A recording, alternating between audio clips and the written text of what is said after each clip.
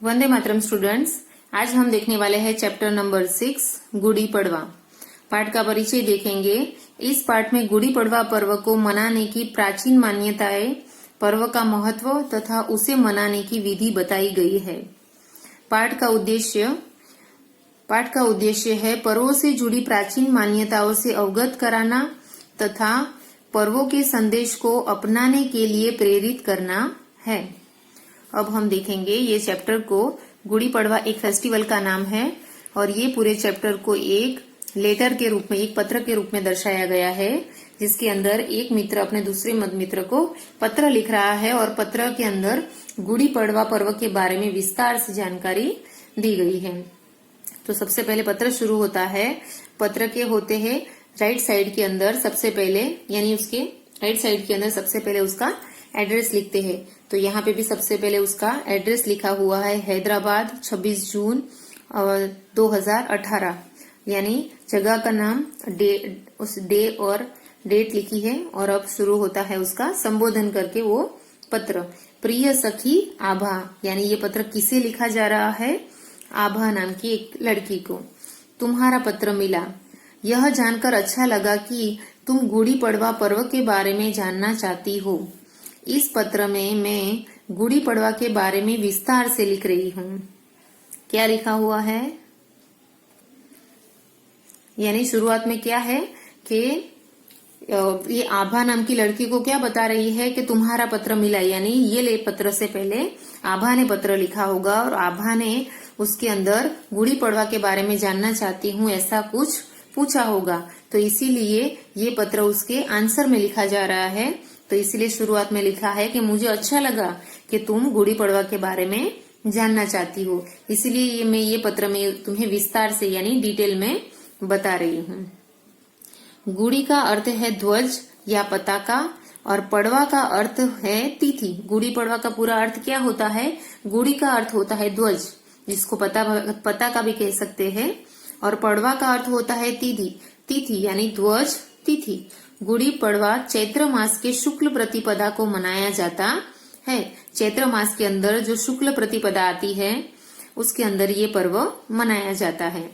ऐसी मान्यता है कि ब्रह्मा जी ने इसी दिन सृष्टि की रचना प्रारंभ की थी।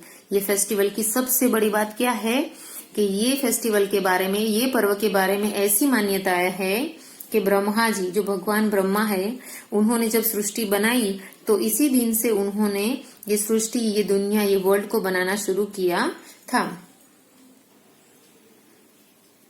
गुड़ी पड़वा आंध्र प्रदेश, कर्नाटक और महाराष्ट्र का लोकप्रिय पर्व है। इसी पर्व के साथ हिंदू नववर्ष की शुरुआत होती है। इसी वर्ष प्रतिपदा, उगादि, नव संवत्सरी और युगादि भी कहा जाता है। देखो क्या लिखा है कि गुड़ी पड़वा कौन कौन सी जगह मनाया जाता है? तो आंध्र प्रदेश, कर्नाटक और महाराष्ट्र में ये फेस्टिवल क्या है? बहुत फेमस है, लोकप्रिय है। और इसी पर्व से क्या शुरू होता है? हिंदुओं का न्यू साल यानी न्यू ईयर शुरू होता है, नवा वर्ष। और इसे क्या और किस किस नाम से पुकारा जाता है? तो प्रतिपदा, उगादि, नव संवत्सरी और युगादि, ये नाम से भी उसको पुकारा जाता है या फिर कहा जाता है। एक मान्यता के अनुसार इसी दिन भगवान श्री राम ने दक्षिण में रहने वाले लोगों को बाली के अत्याचारों से मुक्ति दिलाई थी। इसी खुशी में हर घर में गुड़ी अर्थात विजयी पताका फहराई जाती है। एक मान्यता तो हमने देखी कि इस दिन ब्रह्मा जी ने सृष्टि का सर्जन किया था। दूसरी एक मान्यता क्या है कि इस दिन क्या हुआ था कि भगवान श्री राम ने दक्षिण में जो बाली के अत्याचार थे, उसके जो अत्याचार थे, उससे सब लोगों को मुक्ति दिलाई थी। आपने रामायण देखी होगी, तो उसके अंदर भगवान की लड़ाई बाली से कैसे होती है, फिर उनको कैसे हराते हैं, उसके बारे में दर्शाया गया है। तो जब ये हुआ था, जिस बाली के अत्याचारों से जब राम जी ने मुक्ति दिलाई थी, तो उस दिन सब घर के अंदर गुड़ी अर्थात यानी विजय पताका फहराई गई थी। वहां के लोगों को विजय मिला था, साउथ के। ओके। गुड़ी पड़वा से जुड़ी दूसरी मान्यता यह है कि शालिवाहन नाम का एक कुंभकार था, जिसके पुत्र ने मिट्टी से सैनिकों की एक सेना बनाई और फिर पानी छिड़कर उस सेना में प्राण फूंक दिए। इसी सेना की मदद से उसने शक्तिशाली शत्रुओं का नाश कर विजय प्राप्त की। इस विजय के प्रतीक रूप शालिवाहन शक का भी प्रारंभ हुआ। ओके, तो और एक मान्यता क्या बताई है, और एक तीसरी मान्यता क्या है कि इसी दिन एक शालिवाहन नाम का एक कुम्हार था और जिसका एक पुत्र था, उसका बेटा था, जिसने मिट्टी से सैनिकों की एक बड़ी सी सेना बनाई थी। ओके, और ये सेना को उसने पानी छिड़क कर प्राण फूंक कर सारी सेना को क्या कर दिया था, जिंदा कर दिया था। और फिर उसने ये सेना की मदद से शक्तिशाली शत्रुओं का नाश करके विजय प्राप्त किया था। इसीलिए इस विजय के प्रतीक रूप ये शालिवाहन शक का भी इसी दिन से प्रारंभ होता है। और ये कहानी है। हिंदू लोग इस दिन गुड़ी की पूजा करते हैं और आम के पत्तों से बने बंदरवार से घरों के दरवाजे सजाते हैं।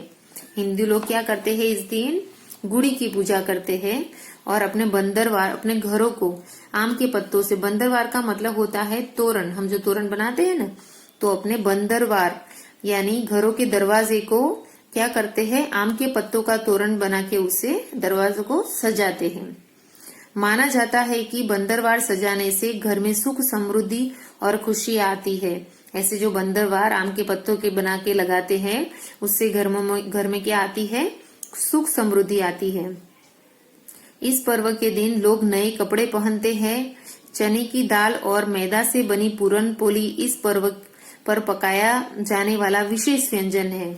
और क्या करते हैं, इस दिन सब लोग नए नए कपड़े पहनते हैं और व्यंजन के अंदर पूरन पोली बनाई जाती है जो चने की दाल और मैदे से बनी हुई है। और इसे एक स्पेशल व्यंजन यानी खाना, व्यंजन यानी क्या होता है, यानी पकवान, एक विशेष पकवान के रूप में पूरन पोली बनाई जाती है। महाराष्ट्र में इस अवसर पर श्रीखंड बनाया जाता है, जबकि महाराष्ट्र के अंदर यहाँ पे पूरन पोली बनती है, जबकि महाराष्ट्र में क्या बनता है, इसी दिन श्रीखंड बनाया जाता है। और आंध्र प्रदेश में पच्चीडी प्रसाद के रूप में बांटा जाता है, यानी अलग अलग जगह में अलग अलग पकवान, अलग अलग चीजें बनाई जाती है। नीम की कोपलों को गुड़ी के साथ मिलाकर खाने की भी परंपरा है। नीम की कोपलों यानी नीम के जो नए पत्ते होते हैं, नए उगे हुए पत्ते, उसके पत्तों को गुड़ के साथ खाने की, यानी नीम के कड़वे पत्ते और गुड़ मीठा दोनों को एक साथ खाने की भी परंपरा है, ताकि बेहतर स्वास्थ्य पाने के साथ साथ रिश्तों की कड़वाहट भी मिठास में बदल जाए। ये करने का रीजन क्या है कि इससे गुड़ और नीम के पत्ते को साथ खाने से स्वास्थ्य, हमारा हेल्थ तो अच्छा रहेगा, पर साथ साथ हमारे जीवन की, रिश्तों की जो कड़वाहट है, वो कड़वाहट कैसे बदल जाएगी, मिठास में बदल जाए, ये एक रीजन भी है। आंध्र प्रदेश, कर्नाटक और महाराष्ट्र में इसी दिन आम खाने की भी परंपरा है। 9 दिन तक मनाए जाने वाले इस पर्व का समापन रामनवमी के दिन होता है। यानी ये जो त्योहार है वो 9 दिन तक मनाया जाता है और रामनवमी के दिन ये खत्म होता है। और इसी दिनों के अंदर आम खाने की भी परंपरा है। आभा, तुम इस बार गुड़ी पड़वा पर यहाँ आने का कार्यक्रम बनाओ। अभी पत्र खत्म हो रहा है, तो पत्र के खत्म होने में वो अंत में अब वो अपनी सहेली को बता रही है, सहेली का नाम लेके उसको संबोधन करके लिख रही है कि तुम इस बार यहाँ आने का कार्यक्रम अवश्य बनाना।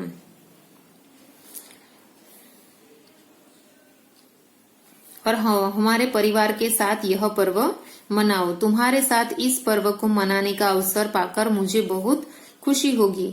आंटी अंकल को मेरा प्रणाम कहना तथा नितेश को मेरा स्नेह देना। तुम्हारे उत्तर की प्रतीक्षा से तुम्हारी सखी भाविका। यानी ये पत्र किसने लिखा है, भाविका नामनी लड़की ने। और किसको लिखा है, आभा को, अपनी सहेली आभा को। किसके बारे में, गुड़ी पड़वा के बारे में जानकारी देने के लिए। तो अंत में ये लिखती है कि तुम अपने परिवार के साथ यहाँ पे हमारे साथ ये पर्व मनाने के लिए आओगी तो मुझे बहुत अच्छा लगेगा। ऐसे ये पूरा पत्र खत्म होता है और यहाँ पे हमारा चैप्टर भी खत्म होता है। अब हम देखेंगे हमारे पाठ का अभ्यास। अभ्यास के अंदर सबसे पहले दिया है पाठबोध। पाठबोध के अंदर सबसे पहले है श्रुतलेख। श्रुतलेख के अंदर है कुछ डिक्टेशन वर्ड जिसको हम सिर्फ नोटबुक के अंदर लिखेंगे।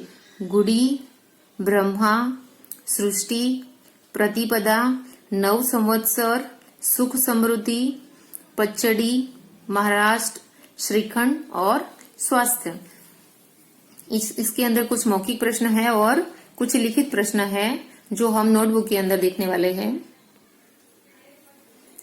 मौखिक प्रश्न के अंदर प्रश्न नंबर क है, यह पत्र किसने किसको लिखा है? तो उत्तर आएगा, यह पत्र भाविका ने आभा को लिखा है। ख, गुड़ी पड़वा का क्या अर्थ है? तो उत्तर आएगा, गुड़ी पड़वा का अर्थ है ध्वज या पताका। गुड़ी का अर्थ है ध्वज या पताका और पड़वा का अर्थ है तिथि। ग, गुड़ी पड़वा पर्व कब मनाया जाता है? तो उत्तर आएगा, गुड़ी पड़वा पर्व चैत्र मास की शुक्ल प्रतिपदा को मनाया जाता है। इस दिन प्रश्न घ, इस दिन किसकी पूजा की जाती है? तो उत्तर आएगा, इस दिन गुड़ी की पूजा की जाती है। अब हम देखेंगे लिखित प्रश्न।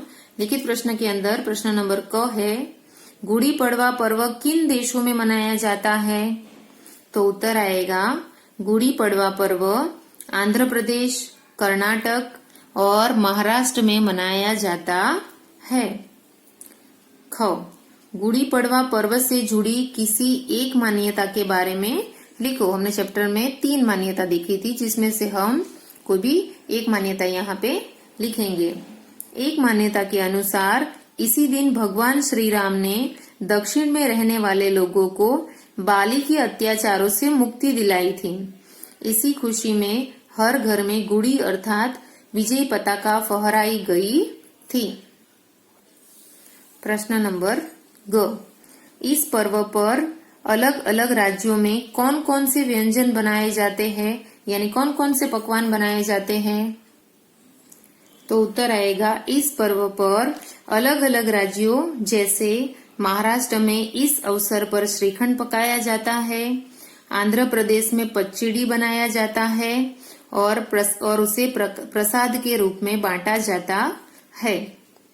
घ, बंदरवार का क्या महत्व है? तो उत्तर आएगा, बंदरवार से घरों को सजाने पर सुख समृद्धि और खुशियां आती है। बंदरवार को लगाने से घर पे क्या आती है? सुख समृद्धि और खुशियां आती है। हमने प्रश्न नंबर 1 और 2 को नोटबुक के अंदर देख लिया है। अब हम देखेंगे प्रश्न नंबर 3 से टेक्स्ट बुक के अंदर से। वाक्य पढ़कर हाँ या नहीं में उत्तर लिखो, यानी ट्रू फॉल्स करना है कि राइट है कि रॉन्ग है सेंटेंस। क वाला विधान है, क वाला वाक्य है, गुड़ी पड़वा को उगादि और युगादि भी कहा जाता है। बात सही, वाक्य सही है या गलत है? सही है, तो हम लिखेंगे यहाँ पे हाँ। ख का वाक्य, आंध्र प्रदेश में इसी दिन श्रीखंड प्रसाद के रूप में बांटा जाता है। आंध्र प्रदेश में श्रीखंड प्रसाद के रूप में बांटा जाता है? नहीं, आंध्र प्रदेश में तो पच्चीड़ी प्रसाद के रूप में बांटा जाता है, श्रीखंड आएगा नहीं। तो ये वाक्य क्या है? गलत है, तो यहाँ पे लिखेंगे नहीं। आम के पत्तों से बने बंदरवार घर में खुशियां लाते हैं, ये वाक्य क्या है? सही है, तो यहाँ पे लिखेंगे हाँ। ग, नीम की कोपलों को शक्कर के साथ खाने की परंपरा है।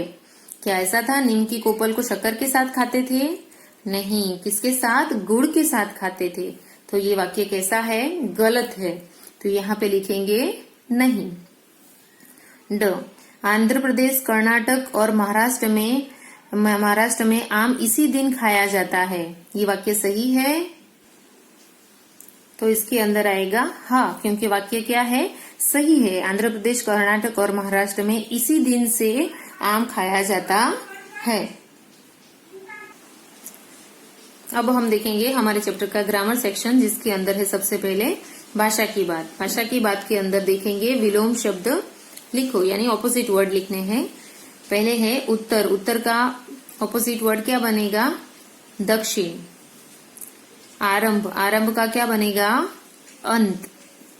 शक्तिशाली का विलोम शब्द बनेगा दुर्बल। सुख का विलोम शब्द बनेगा दुख। विजय का विलोम शब्द बनेगा पराजय। कड़वाहट, उसका विलोम शब्द बनेगा मिठास। अभी प्रश्न नंबर 2 देखेंगे। इसके सारे विलोम शब्द के आंसर हम ये वाले बॉक्स में से चूज करके लिखने हैं। प्रश्न नंबर 2 है, समूह से अलग शब्द पर गोला लगाओ, यानी जो शब्द समूह से अलग लग रहा हो उसके ऊपर क्या करना है, सर्कल करना है।